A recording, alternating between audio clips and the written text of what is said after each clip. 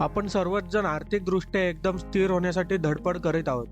पण आपल्या चुकीच्या आर्थिक व्यवस्थापनामुळे आपण खूप सारे कर्ज करून ठेवले आहे आणि त्यामुळे आपल्याकडे ना सेव्हिंग राहत आहे नाही आपली कुठे इन्व्हेस्टिंग होत आहे. पण आता येणाऱ्या नवीन वर्षासाठी म्हणजे 2025 साठी आपण जर स्वतःला पैशाच्या बाबतीत शिस्त लावली तर आपण लवकरच या सगळ्यातून बाहेर पडू शकतो. तर नमस्कार मंडळी, तुमचे पुन्हा एकदा स्वागत आहे आपल्या आवडत्या चॅनलमध्ये, जिथे तुम्हाला फायनान्स रिलेटेड सर्व गोष्टी अगदी सोप्या भाषेत शिकायला मिळतात. आपण सध्याच्या आर्थिक परिस्थितीतून बाहेर पडण्यासाठी 2025 या वर्षासाठी कोणते संकल्प करू शकतो ते आजच्या व्हिडिओमध्ये जरा आपण जाणून घेऊ. या व्हिडिओमध्ये 10 पॉइंट सांगणार आहे ज्यामध्ये तुम्हाला सर्व काही क्लिअर होईल आणि शेवटी एक बोनस पॉइंट असणार आहे ज्यातून तुम्ही अजून चांगल्या प्रकारे आर्थिक व्यवस्थापन करू शकता. चला तर मग व्हिडिओला सुरुवात करूया. सर्वात पहिला पॉइंट आहे तो म्हणजे तुमची सध्याची आर्थिक परिस्थिती तपासा. म्हणजे सर्वात आधी 2025च्या सुरुवातीला तुमच्या आर्थिक स्थितीचे एक ओव्हरव्ह्यू घ्या.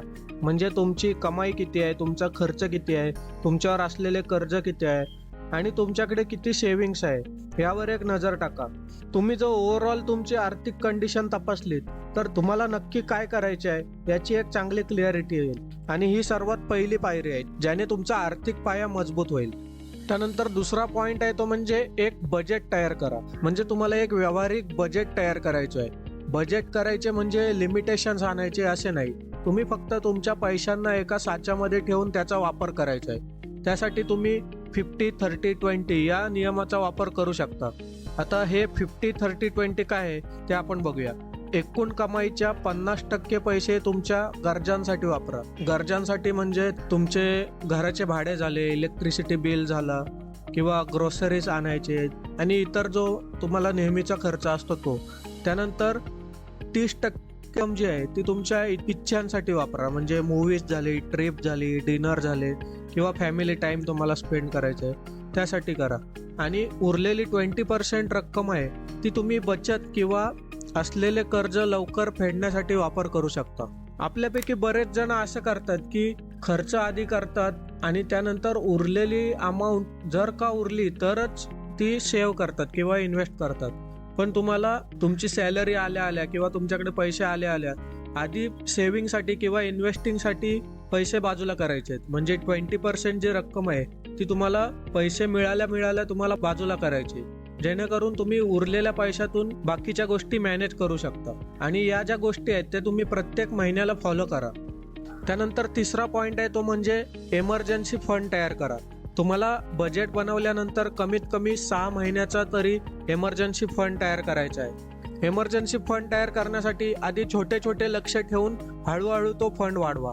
तुम्ही जर रेग्युलरपणे ही प्रॅक्टिस चालू ठेवलीत तर तुम्हाला एक सवय होऊन जाईल आणि तो जो एमर्जन्सी फंड आहे तो तुम्हाला एमर्जन्सी कोणती सिच्युएशन आली तर त्यासाठी कामाला येईल. त्यामुळे तुमची धावपळ होणार नाही किंवा ऐन वेळेला कोणते कर्ज घ्यावे लागणार नाही किंवा कुणाकडे उधारी मागावी लागणार नाही. त्यानंतरचा चौथा पॉइंट आहे तो म्हणजे कर्ज कमी करा. कर्ज आणि क्रेडिट कार्ड सारखे सर्वात जास्त व्याजदराचे कर्ज आहेत ते कमी करण्याकडे तुमचे लक्ष असले पाहिजे. म्हणजे तुम्ही कर्ज स्नोबॉल पद्धत वापरू शकता. म्हणजे सर्वात लहान कर्जापासून सुरुवात करू शकता आणि ते हळूहळू नील करत बाकीचे कर्ज तुम्ही हळूहळू फेडू शकता. आणि त्यातलीच दुसरी पद्धत आहे ती म्हणजे सर्वात जास्त व्याजदर असलेले कर्ज तुम्ही आधी नील करू शकता. आता यापैकी जी सर्वात सोयीची पद्धत तुम्हाला वाटेल ते तुम्ही वापरा आणि त्यावरच ठाम राहा. त्यानंतर 5वा पॉइंट आहे ते म्हणजे गुंतवणूक सुरू करा. जर तुम्ही नुकतेच जॉबला लागले असाल किंवा आधीपासून जरी जॉब करत असाल तरी तुम्ही लवकरात लवकर इन्व्हेस्टमेंट सुरू केली पाहिजे. अजूनही बराचसा वेळ आहे. अगदी छोट्या रकमेपासून जरी तुम्ही गुंतवणूक सुरू केली तरी लॉंग टर्म मध्ये चक्रवाढ व्याजाच्या जोरावरती ती रक्कम खूप मोठी होऊ शकते.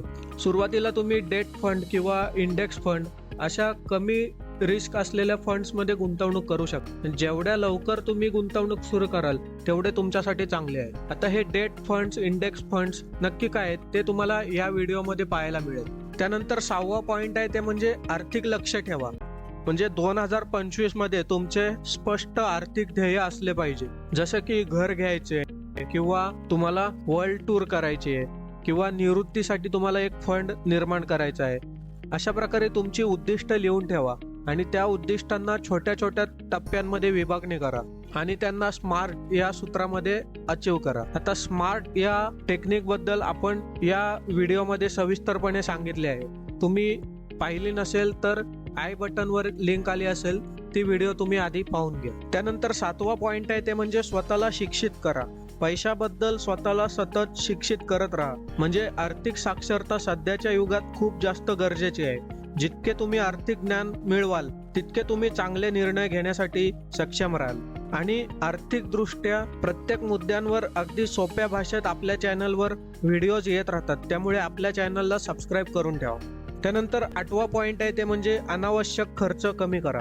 तुम्हाला गरज नसलेले सबस्क्रिप्शन झाले किंवा तुमच्या नको त्या सवयी आहेत जिथे तुमचा पैसा खूप खर्च होतोय, त्या गोष्टी तुम्ही शोधा. ऑनलाईनच्या जमान्यात आपण अनेक ठिकाणी सबस्क्रिप्शन घेऊन ठेवतो, त्याऐवजी तेच पैसे तुम्ही बचत किंवा गुंतवणूक करण्यासाठी वापरू शकता. नेहमी लक्षात ठेवा, छोट्यातला छोटा बदल पण खूप मोठे परिणाम घडवून आणू शकतो. त्यानंतर 9वा पॉइंट आहे ते म्हणजे उत्पन्न वाढवा. तुमच्या कमाईच्या स्रोताबरोबरच आणखी कोणत्या मार्गांनी तुम्हाला कमाई करता येईल याचा तुम्ही विचार केला पाहिजे. जसं की फ्रीलान्सिंग झालं किंवा तुमचा एखादा छंद असेल तर त्याचा वापर करून कसे पैसे कमवता येतील हे तुम्ही पाहिले पाहिजे. महिन्याला 1000-2000 जरी तुमच्या साईड इन्कम मधून येत राहिले तरी ते तुमचे आर्थिक ध्येय साध्य करण्यासाठी थोडाफार का होईना एक चांगला हातभार लावू शकतात.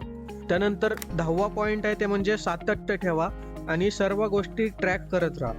आपण दरवर्षी नवीन वर्षाचे संकल्प बनवतो आणि 8-10 दिवसातच त्यांना रामराम करतो. ते न करता या 2025 पासून जे ठरवलंय ते पाळण्याचे स्वतःला वचन द्या आणि तुमच्या योजनांमध्ये गरजेनुसार बदल करण्यासाठी एक चेक इन सेट करा. त्याने काय होईल तर तुमची आर्थिक प्रगती हळूहळू होत राहील आणि सर्वात महत्त्वाचे म्हणजे त्यासाठी तुम्हाला सातत्य पाहिजे. तर हे होते 2025 साठी तुमचे आर्थिक जीवन बदलवणारे काही संकल्प. आता त्यानंतर 11वा पॉइंट, जसं की तुम्हाला आधी सांगितलं होतं की एक बोनस पॉइंट सांगणार आहे, तर तो झाला कर नियोजन करा. म्हणजे तुम्ही ज्या टॅक्स स्लॅब मध्ये असाल त्या टॅक्स स्लॅब मध्ये तुम्हाला ज्या सवलती मिळतात त्या सवलतींचा तुम्ही पुरेपूर फायदा उचलला पाहिजे आणि त्यानुसार तुम्ही टॅक्स सेव्हिंग फंड्स मध्ये गुंतवणूक करून टॅक्स पण वाचवू शकता आणि टॅक्स सेव्हिंगचा तुम्ही जास्तीत जास्त फायदा करून घेतला पाहिजे, जेणेकरून तुमची चांगली बचत होऊ शकते. तर आशा करतो की तुम्हाला या पॉइंट्स मधून 2025 साठी कसा एक संकल्प करून आर्थिकदृष्ट्या तुम्ही साक्षर होऊ शकता यावर एक चांगले मार्गदर्शन झाले असेल. आपण आर्थिक संकल्पाचे हे जे पॉइंट्स बघितले त्याचा एक क्विक ओव्हरव्ह्यू घेऊया. सर्वात पहिला पॉइंट बघितला आपण, तुमची सध्याची आर्थिक स्थिती तपासा. त्यानंतर दुसरा पॉइंट बघितला, एक बजेट तयार करा. त्यानंतरचा पॉइंट बघितला, इमर्जन्सी फंड तयार करा. त्यानंतर पुढचा पॉइंट आपण बघितला, तुमचं कर्ज कमी करण्याकडे फोकस करा. त्यानंतर आपण बघितलं, गुंतवणूक सुरू करा. म्हणजे लवकरात लवकर गुंतवणूक सुरू करण्याचा तुम्ही प्रयत्न केला पाहिजे. त्यानंतर आपण बघितला, आर्थिक लक्ष ठेवा. त्यानंतर पुढील पॉइंट बघितला, स्वतःला आर्थिकदृष्ट्या साक्षर करा. त्यानंतर अनावश्यक खर्च कमी केला पाहिजे तुम्ही. त्यानंतर उत्पन्न वाढवण्यावर भर दिला पाहिजे. आणि सर्वात शेवटचा महत्त्वाचा पॉइंट बघितला, सातत्य ठेवले पाहिजे आणि तुमच्या सर्व आर्थिक गोष्टी ट्रॅक करत राहिले पाहिजे. आणि बोनस पॉइंट बघितला आपण, कर नियोजन करा. म्हणजे टॅक्स बेनिफिटचा तुम्ही पुरेपूर फायदा घेतला पाहिजे.